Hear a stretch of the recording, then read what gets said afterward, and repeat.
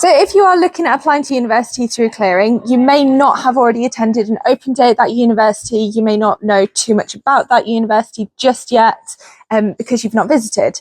So there's plenty of universities that do offer open days around the clearing period.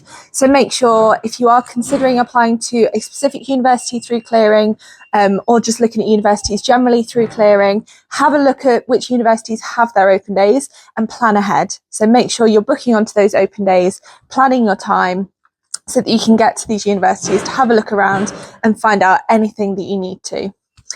Make sure you're planning your day. So each university will have a different schedule throughout their open day. So make sure you're planning for what you want to have a look at, the people that you want to speak to, the services that you want to have a look at, and get that all planned into your open day.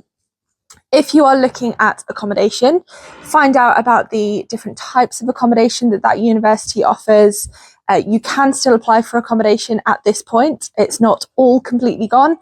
So do consider booking your accommodation as and when you can.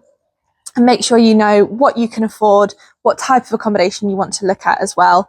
At the University of Northampton, we do have an accommodation guarantee. So all of our first year students are guaranteed accommodation throughout their first year. So bear that in mind as well when you are considering where you might want to go to university. You'll also want to take the time to look around the town or the city that you're going to be studying in, just so that you are comfortable with exactly where you're going to be living and studying for potentially the next 3 years of your life. So make sure that you are taking all of that in and sharing that experience with the people that you want to share that with as well. When you are on campus, make sure you are getting all of your questions answered. This is potentially your last chance to visit a university before you actually start studying there.